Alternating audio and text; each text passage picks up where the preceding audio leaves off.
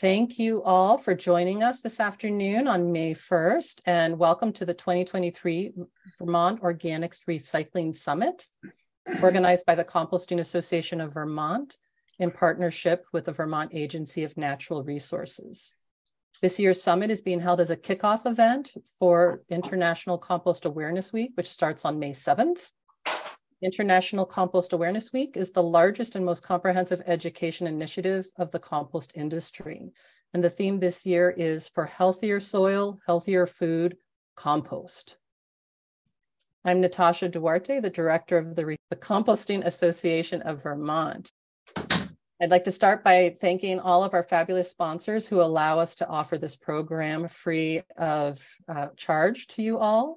That includes the Community Bank, Eco Products, Nature Cycle, Vegware, Vermont Natural Ag Products, Addison County Solid Waste Management District, AgriLab Technologies, the Vermont Produce Program from the Agency of Agriculture, Food and Markets, RMI, and Vermont Sustainable Jobs Fund. So for today's program, this first program, Deputy Commissioner John Schmeltzer will start us off with opening remarks, and then we'll move into the state of organics in Vermont from Alyssa Eiklor. And this will be followed by our keynote presenter, Brenda Platt from the Institute for Local Self-Reliance, which will start at 1:30. And so with that, I am going to turn it over to Deputy Commissioner Schmeltzer for opening remarks. Okay. Well, thank you, Natasha. I'm glad to be here. I want to thank the Composting Association of Vermont, as well as all the sponsors to make this free again. And I know this is something that's been going on for quite some time. I guess 17 years. Is that right, Natasha? Yes. I got that right. Okay. Well, I've been the deputy commissioner for 6 months now, so I can still say that I'm still learning things. I worked in the waste management division, prevention division, which is the same division that our solid waste program is in. But I dealt primarily with the contaminated sites. And as you know, when you kind of get in your little section, you know other people are working and they're working hard, but you don't exactly know what they're doing. So one thing about this job is I've been able to have a better appreciation of what other programs are doing and the great work they're doing, including our solid waste program, particularly related to organic recycling. Reducing food waste and recycling food scraps and other organic material has been a state priority for decades. In fact, I can say that I lived in a town where there was this one person said, I'm going to build a composting facility. And within, I think, 6 months later, it was there. So, you know, that was when they were just starting this process, and boom, you know, there was people to be able to meet that need. Reducing the DEC's past climate reports have listed waste and wastewater as the 6th highest contributor to greenhouse gas in Vermont. Well, that's not the largest sector. It's an area where we are able to make changes and progress, and I think we've done that. Or let me rephrase it. You have done that over the last decade or so. So this work has a strong climate connection, and not only are we reducing greenhouse gases, because I've got a whole bunch of fun facts here that Emma from the program was able to let me know. That so it's like 20% of Vermont's trash was food scrap, which is about 80,000 tons a year. And that landfills are the 3rd largest source of methane emissions in the U.S. So the fact that the more that we're able to reduce that waste stream going into the landfills is huge. Not only is it increasing the capacity of the landfills, but it's also reducing landfill gas. Let's see. So a few things that I wanted just to mention of what has been done, and one of them is one that I've had a lot of work in. As I said, I was in the contaminated sites section, and about 6 years ago, no one knew what PFOA, PFOS, and all those other PF acronyms were. And I was working on the response in Bennington, Vermont, where we ended up sampling over 700 wells, and over half of them had levels above the standard. And since that time, as many people are aware here, there's a lot of things that have been happening related to PFAS, and we find it everywhere. It's not just in compost. It's just in sludge. It's pretty ubiquitous. And as a society, we're trying to figure out how best to navigate that, and how what makes the most sense in terms of minimizing our exposure, but doing it in a way that makes sense. And I think that's very challenging. And one of the things that I think that has been done in the last year related to the organic recycling is that, based on the work that Act 170 depackaging group has done, ANR has revised our policy to require source separation of liquefied packaged foods at the generation point. And that policy is going to come out in the next month or so. So does that sound right, Alyssa? Did I get that right? She shakes her head. I think that's the goal. So other things is that DEC ran the Clean Compost Media campaign in 2022 to remind people how important it is to keep plastic out of food scraps. DEC continues to see high amounts of food scraps that are sent to composting and anaerobic digesters, which is a good thing. The pandemic, initially there was a drop in these figures that DEC was tracking, but they have picked back up. So that's good news. With respect to work related to the Global Warming Solutions Act, DEC initial calculations of emissions from the waste sector indicate progress on reducing emissions. No data is perfect, but we know that less food scraps in landfills and more recycling has a positive impact. With regards to DEC grants, DEC has supported grants to the solid waste districts and municipalities to increase food scrap collection, processing, and management over 3 requests for proposals, the latest of which will help facilities expand to process more food scraps more efficiently.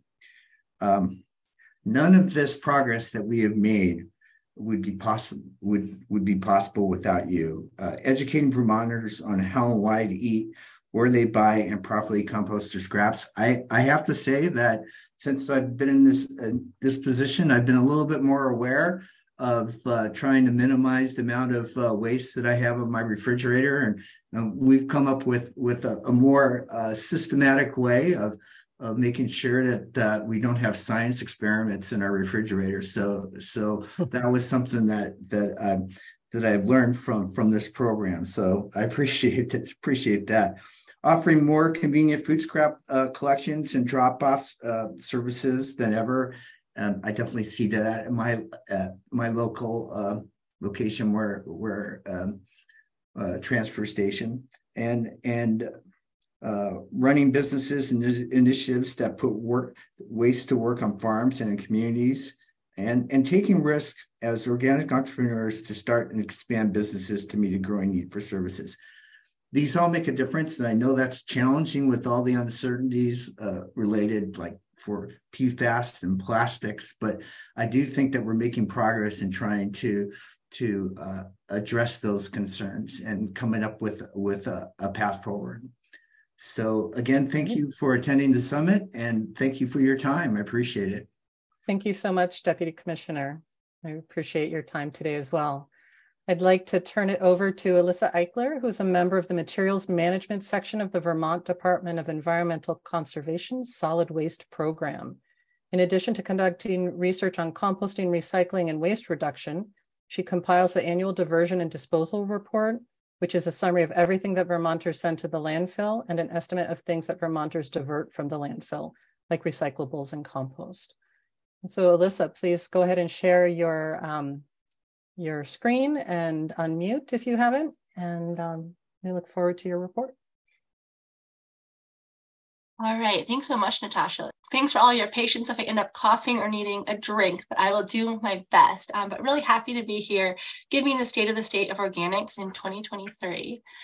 And if there's one thing that you take away from this, it's really the importance of thinking about the big picture. So Deputy Commissioner Schmeltzer talked about a lot of things that I'll go in a little bit into more depth on. But one is that what we're seeing is really culture change. Keeping food scraps out of the trash is an individual behavior, but that it adds up with actually having a big cultural shift.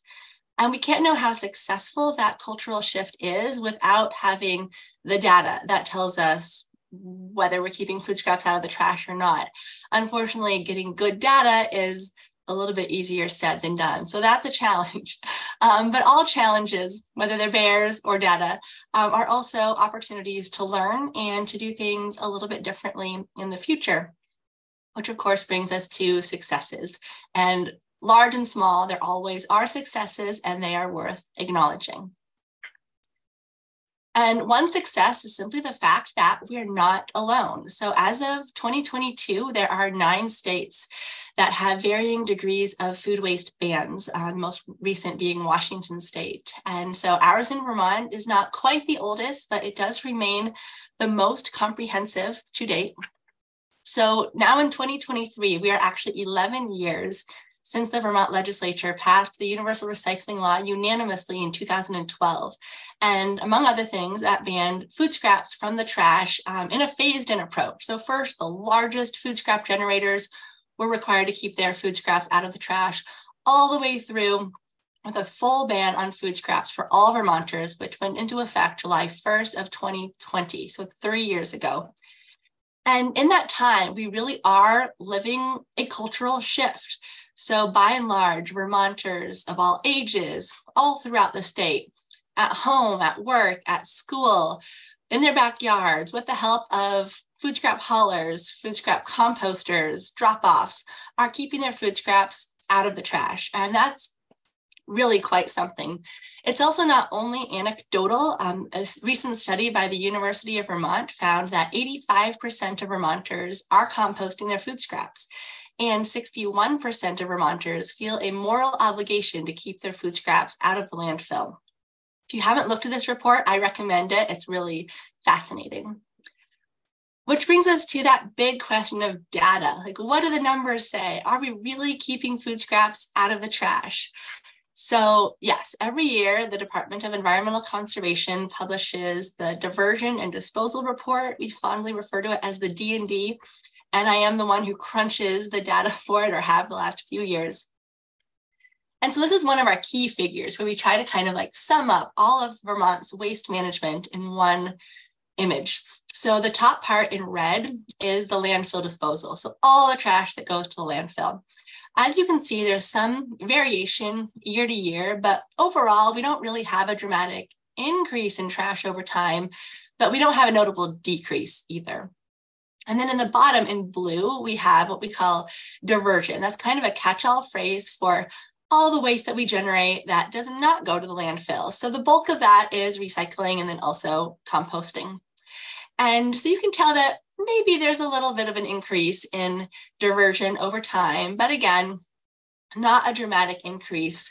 And overall, the relationship between the amount that we divert and what we dispose has kind of hovered right around 35%, even though our goal is 50%.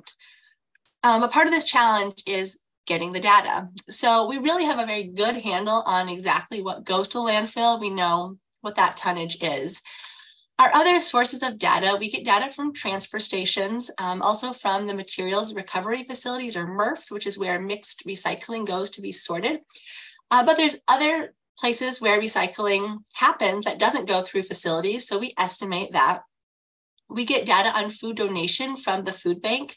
But again, there is food donation that doesn't go through the food bank that we don't have data on. We get data from many compost facilities, but not all. And we estimate backyard composting. So this figure looks at our diversion data. So again, some of it is hard data, a lot of it is just our best estimate. So we can zoom in on organics and food rescue. So this is the data of all of the food scraps that go through the facilities and transfer stations and compost facilities that we get numbers from.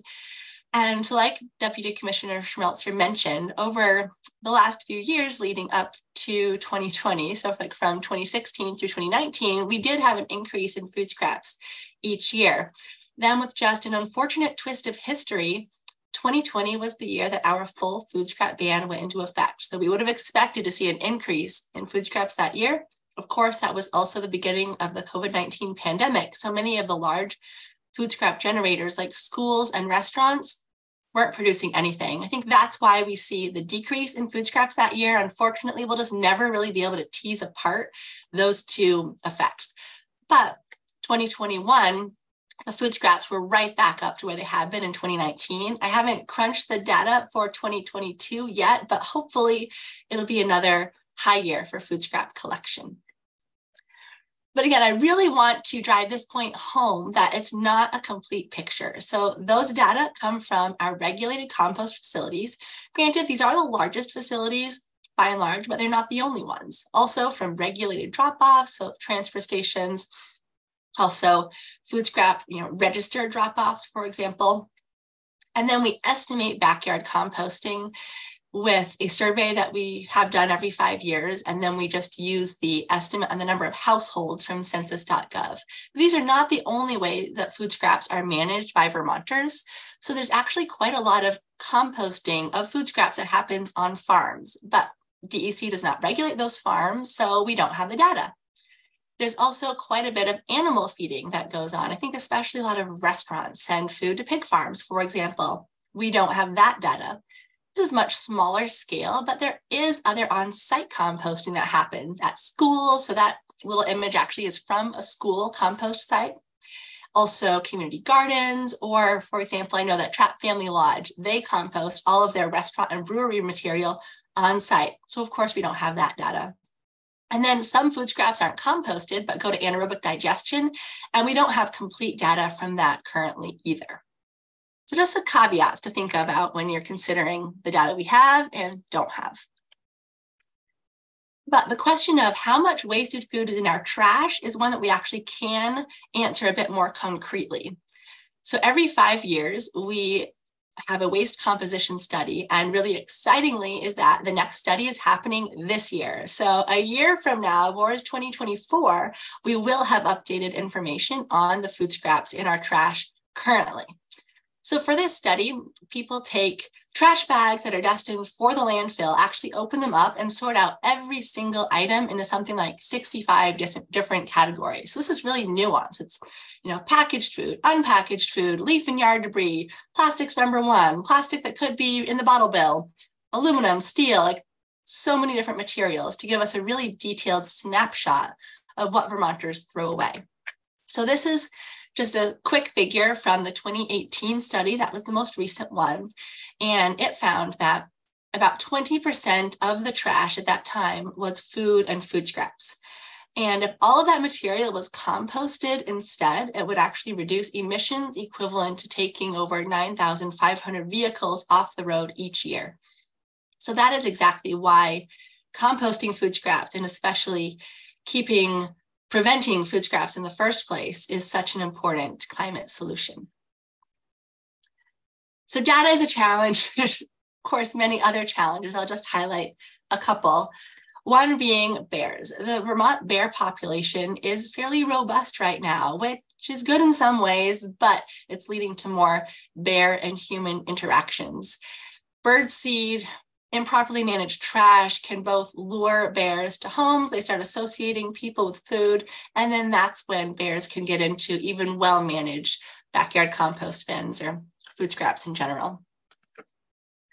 Contaminants are another big challenge, such as PLU stickers on fruit. I was actually at Kingdom View compost just last week, and that's where the photo of my hand is some PLU stickers from beautifully finished, just screened compost, but the stickers don't biodegrade and they're so small that they make it through the screener. The photo on the bottom right, on the other hand, was larger contaminants, like a bunch of forks and spoons and just some bigger things that do come out in the screening process.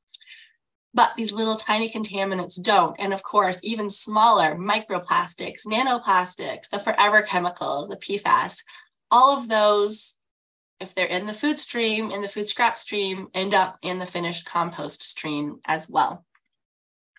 Related to that is the fact that Vermont now has a depackaging machine.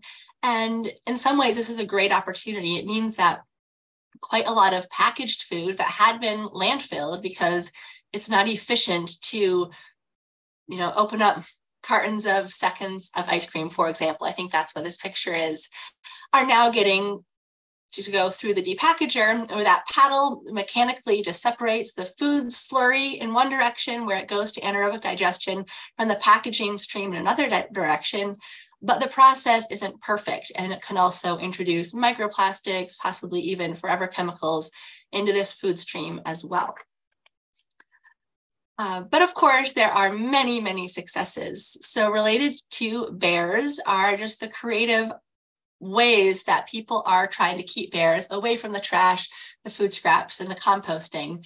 For example, that photo in the upper left with the green metal box, that's actually at one of the Vermont state parks. We were able to fund these green metal containers for storing food scraps in so that the state parks can collect food scraps from their campers and not have it be an issue for bears or other wildlife.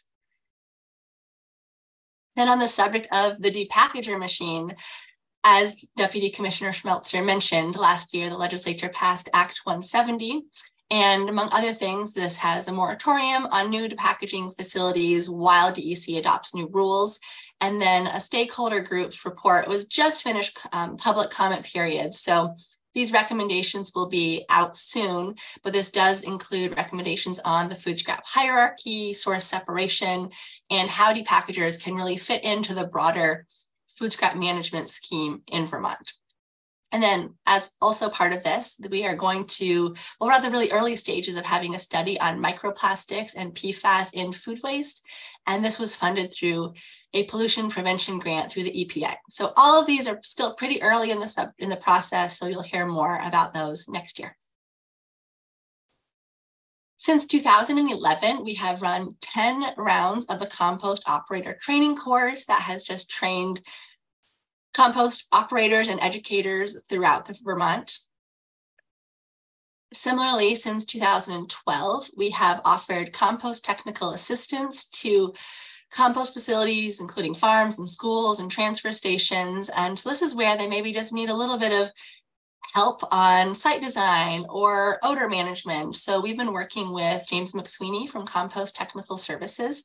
And this project is actually still running. So if you are a compost operator and you need some expert advice on one of these things, then you can reach out to Ben Gauthier at the Solid Waste Program, and his information is on the screen.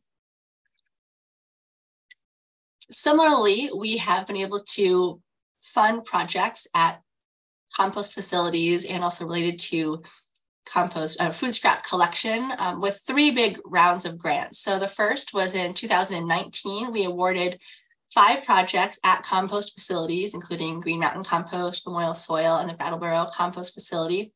Then in 2011, we awarded 11 projects that related to either compost infrastructure at compost sites or food scrap collection infrastructure, including that screener at which is currently at Kingdom View Farm. And then most recently in 2023, we awarded 2 projects at the Brattleboro Compost Facility and the Moyle Soil, which will have increased capacity and just general site improvements. So it's really exciting to be able to support the composting and food scrap management throughout the state of Vermont, especially at these municipal facilities. We've also had a media campaign for 3 years. It started with a big kickoff on our Let's Scrap Food Waste with the food scrap ban in 2020. You probably recognize Dan Goosen from Green Mountain Compost was kind enough to be featured in some of our commercial and ads.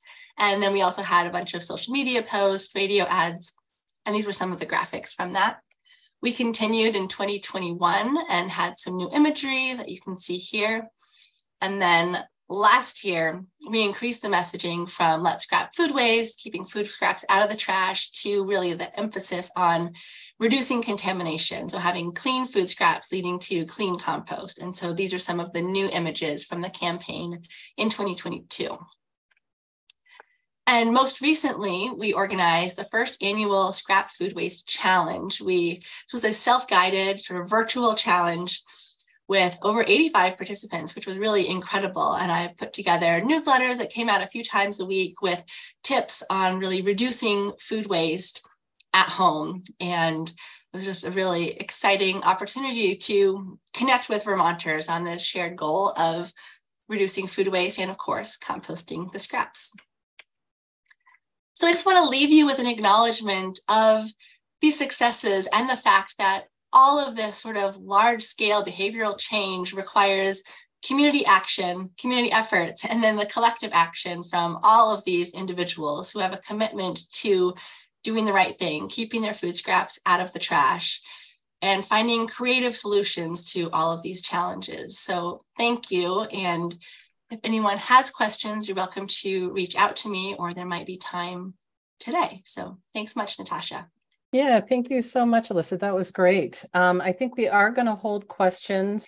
We might have some time at the very end of this session after our keynote, and otherwise do feel free to reach out to Alyssa directly.